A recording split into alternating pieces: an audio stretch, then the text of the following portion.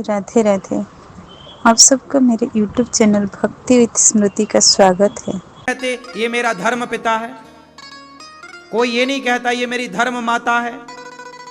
जब माता के आगे धर्म नहीं लगा, पिता के आगे धर्म नहीं लगा, ये धर्म भाई है, कोई भाई के आगे धर्म नहीं लगाता, तो फिर पत्नी के आगे क्यों लगता है धर्म पत्नी। और अच्छा भी लग रहा है, ये मेरी धर्म पत्नी है।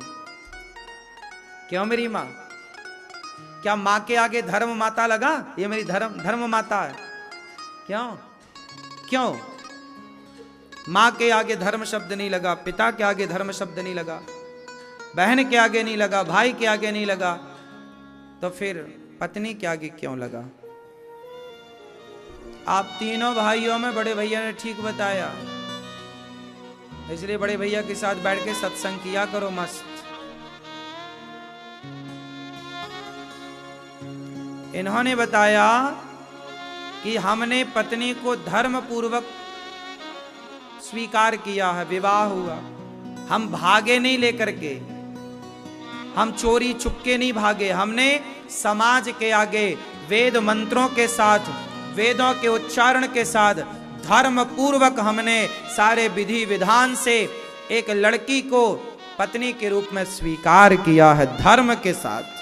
जब हमारा विवाह हो रहा था उस समय कौन था? अग्नि साक्षी थी, वेद साक्षी हैं, ब्राह्मण साक्षी हैं और सारा समाज साक्षी है, क्योंकि हमने सारे समाज के सामने वरमाला पहनकर और पहनाकर विवाह किया। तो जो विवाह करते हैं तरीके से धर्म के साथ, वो कह सकते हैं कि ये मेरी धर्म पत्नी है, और जो भाग कर करते हैं वो कभी नहीं कह सकते कि ये मेरी धर्म पत्नी है, क्योंकि तुमने धर्म से विवाह किया ही नहीं। वो धर्म पत्नी कहने के अधिकारी नहीं है जो भाग कर शादियां करते हैं, कोर्ट में शादियां करते हैं, मंदिरों में जाके चुपचाप शादी कर लेते हैं। धर्म तो ये है कि तुम्हारी माँ सामने खड़ी हो आशीर्वाद देने के लिए, तुम्हारा पिता सामने खड़ा हो आशीर्वाद देने के लिए, दादा दादी जिंदा हैं तो वो खड़े हों, नाना नानी जिंदा हैं तो वो खड़े हों आशीर्वाद देने के लिए, गांव के यार दोस्त मित्र खड़े हों। और अग्नि की साक्षी, और पंडित जी ध्रुव तारा दिखाते हैं, वो ध्रुव देखो साक्षी है, ध्रुव तारा, अग्नि साक्षी है, वेद साक्षी है, आकाश साक्षी है कि तुमने विवाह किया है।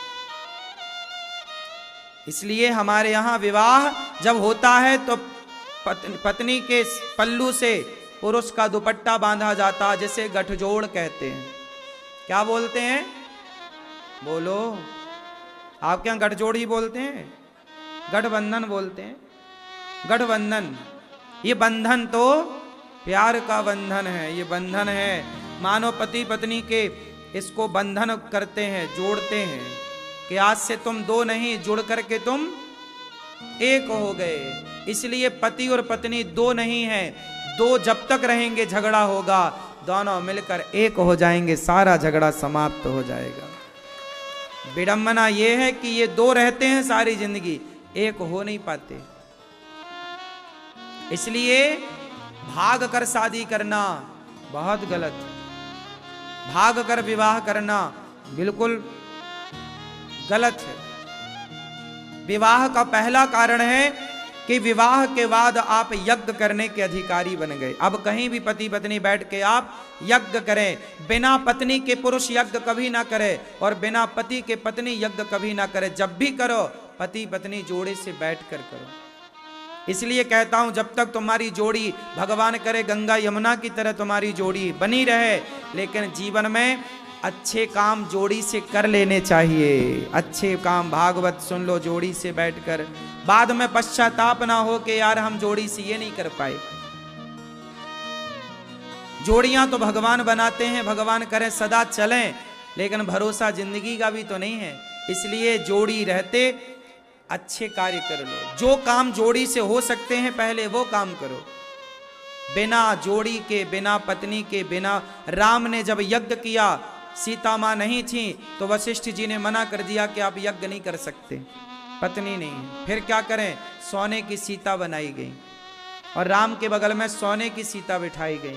आप कोई भी यज्ञ करते हैं बिना पत्नी के नहीं हो सकता। इसलिए हमने विवाह किया है यज्ञ करने के लिए, और यज्ञ ईश्वर को प्राप्त करने का एक रास्ता है। हम सनातनी लोग यज्ञ करके ही ईश्वर से जुड़ते हैं, कनेक्ट होते हैं। ईश्वर की आराधना एक यज्ञ है।